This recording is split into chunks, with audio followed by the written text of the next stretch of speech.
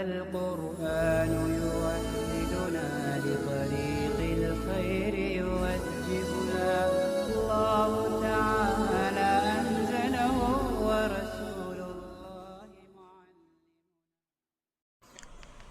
بسم الله الرحمن الرحیم اعلم ان سبب وجوب الصلاۃ الوقت، جان لیجئے کہ نماز کے وجوب کا سبب وقت ہے۔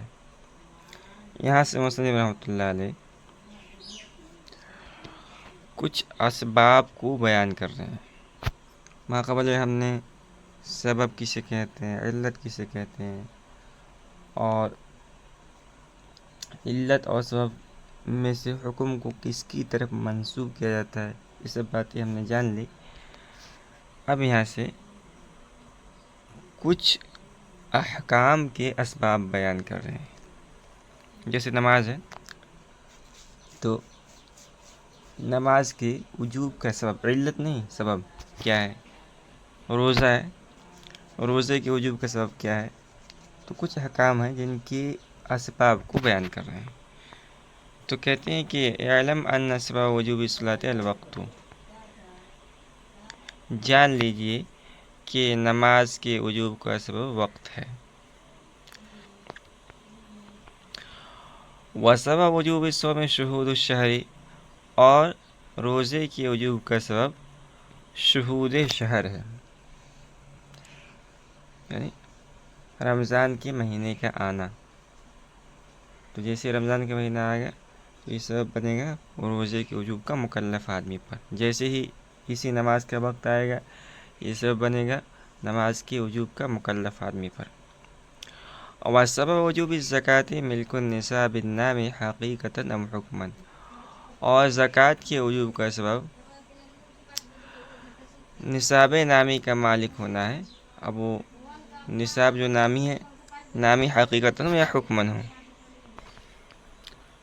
اب مال جو حقیقتاً بڑھتا ہے وہ تو تولد و تناسل سے، جیسے ہم نے بکری خریدی، 10 بکریاں خریدی اور ان بکریوں نے بچے دیے تو 10 سے 15 ہو جائیں گی۔ اور جو حکماً بڑھتا ہے وہ یوں بڑھتا ہے کہ مال کے بڑھانے پر آدمی کو قدرت حاصل ہو، اس مال کو بڑھایا جا سکتا، تو وہ کہا جائے گا کہ یہ جو مال ہے یہ حکماً بڑھنے والا ہے۔ تو مال کے اندر وجوب زکوٰۃ کے لیے مال کا نامی ہونا شرط ہے، سبب ہے۔ اب یہ خواہ حقیقتاً ہو یا حکماً ہو۔ وسبب وجوب الحج البیت، اور حج کے وجوب کا سبب ہے بیت اللہ شریف ہے۔ وسبب وجوب صدقۃ الفطر رأس یمونہ ویلی علیہ، اور صدقہ فطر کے وجوب کا سبب ذات ہے جس کے مصارف آدمی برداشت کرتا ہے اور جس پر آدمی کو اختیار ہے۔ تو مثال کے طور پر ایک آدمی ہے اور اس کے بچے ہیں، بیوی ہے، بیوی نہیں نابالغ بچے، اور غلام اور باندی ہیں، تو ان کا خرچ آدمی برداشت کرتا ہے اور اس پر آدمی کو اختیار بھی ہے۔ تو ان کا صدقہ فطر، نابالغ بچوں کا صدقہ فطر باپ پر ہوگا، اور اسی طرح غلام کی صدقہ فطر بھی اس کے آقا پر ہوگا۔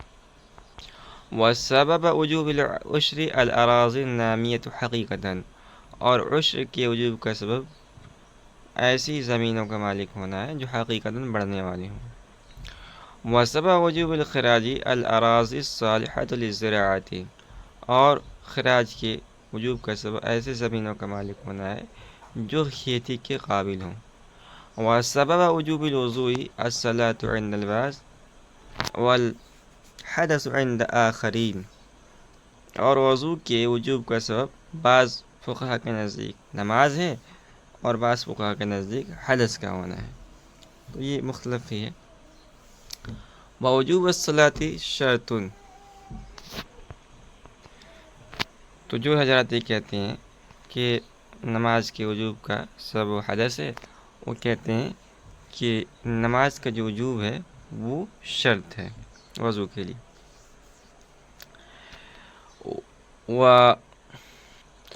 وسبب وجوب الغسل غسل الحیض والنفاس والجنابت، اور غسل کے وجوب کا سبب حیض کا ہونا ہے یا نفاس کا ہونا ہے، جنابت کا ہونا ہے. والموانع اربعۃ، اور موانع 4 ہیں.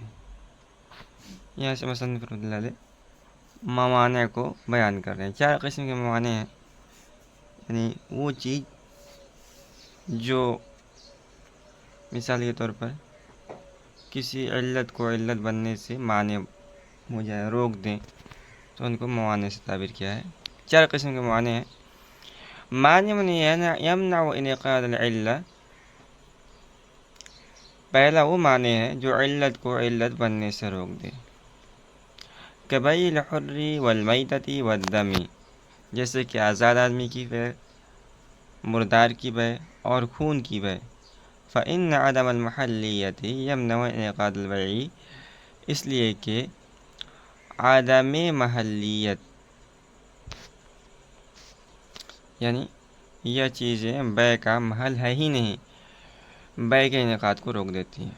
اب دیکھیے آدمی کوئی سامان خریدے، مثال کے طور ہم دکان پہ گئے اور ہم نے ایک قلم خریدی، تو 10 روپے ہم نے دیا، ہم نے قلم لے لیا، تو یہ بے منعقد ہو گیا، اس قلم پر ہماری ملکیت ثابت ہو گئی. کیوں؟ کیونکہ وہ جو قلم ہے وہ بے کا محل ہے. اب مثال کے طور پر ہمارے زمانے میں تو نہیں، پہلے زمانے کے اندر جو غیر مسلم ممالک ہوتے تھے اور آج کے زمانے میں بھی، وہاں پر آدمی کی خرید و فروخت ہوتی ہے. پہلے زمانے کے اندر آدمی کی 2 کیٹیگریاں تھیں، ایک غلام، دوسرا آزاد. تو آزاد آدمی کی بے شرعاً منعقد نہیں ہوتی، اس لیے کہ بے کا محل ہی نہیں ہے. اسی طرح کوئی مردار چیز ہے، جانور ہے یا خون ہے، اس کی بھی خرید و فروخت شرعاً منعقد نہیں ہوتی. تو اگر ہم نے مثال کے طور پر کسی آزاد آدمی کو خریدا یا کسی مردار کو خریدا یا خون کو خریدا، تو اس کی وجہ سے اس پر ہماری ملکیت ثابت نہیں ہوگی. کیوں؟ کیونکہ یہ بے کا محل ہے ہی نہیں. تو وہی پہلا معنی ہے جو علت کے انعقاد کو روک دیتا ہے. دوسرا ہے مانع یمنع تمام العلت، وہ معنی جو علت کو تام ہونے سے روک دے. علت پائی جائے گی تو معلول پایا جائے گا، لیکن علت کے تام ہونے کو ہی کوئی معنی روک دے، کوئی ایسا معنی پایا جائے جس کی وجہ سے علت مکمل نہ ہو، تو وہ دوسرے قسم کا معنی ہے. کہلاک النصاب اثناء الحول یمنع وجوب الزکوٰۃ. اب دیکھیے ہم سب جانتے ہیں کہ وجوب زکوٰۃ کے لیے حولان حول شرط ہے، اور سال کے اول اور آخر میں آدمی کے پاس نصاب کے بقدر مال ہونا چاہیے، تبھی اس پر زکوٰۃ واجب ہوگا. اب ایک آدمی مثال کے طور پر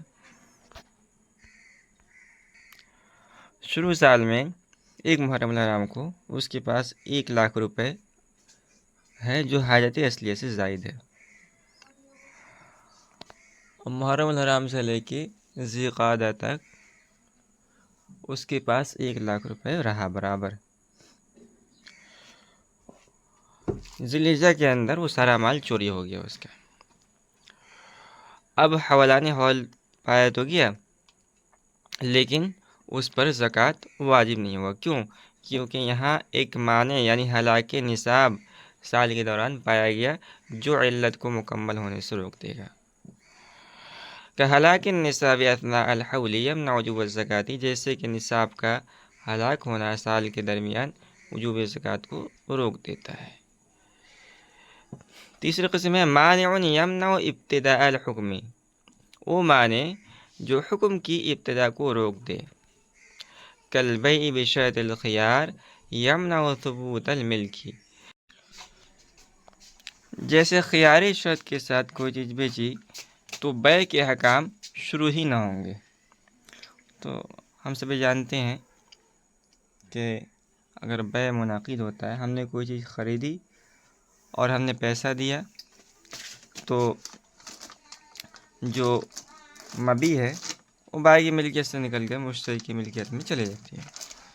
لیکن اگر خیار شرط لگا لیا جائے تو اس صورت کے اندر جو بیع کے احکام ہیں، یعنی مبیع کا بائی کی ملکیت سے نکلنا مثال کے طور پر، وہ شروع ہوگا ہی نہیں، تو اسے کہتے ہیں وہ معنی جو حکم کو شروع سے ہی روک دے۔ چوتھا اور آخری ہے معنی یمنع دوام الحکم، وہ معنی جو حکم کے دوام کو روک دے۔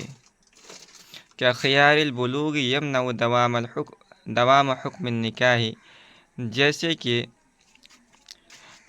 خیار بلوغ یہ نکاح کے حکم کے دوام کو روک دیتا ہے۔ ہم سب جانتے ہیں کہ نکاح منعقد ہوتا ہے ایجاب و قبول سے، النکاح ینعقد بالایجاب والقبول۔ اب جیسے ہی ایجاب و قبول ہو جائے تو جو نکاح ہے وہ زندگی بھر کے لیے مکمل ہو جائے، جب تک طلاق وغیرہ نہ ہو۔ لیکن اگر بچپن میں کسی نے نکاح کر لیا، مثال کے طور پر چھوٹے چھوٹے نابالغ بچے ہیں اور ان کے جو ولی ہیں انہوں نے ان کا نکاح کروا دیا،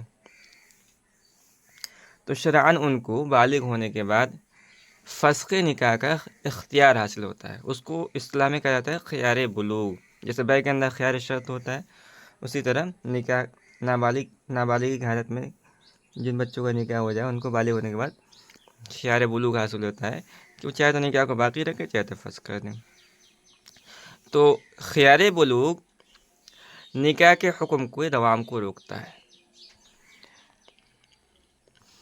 تو اس کو کہا جاتا ہے وہ معنی جو حکم کے دوام کو روکے۔ تو یہ 4 قسم کے معنی تھے جن کا بیان تفصیل سے ہو گیا۔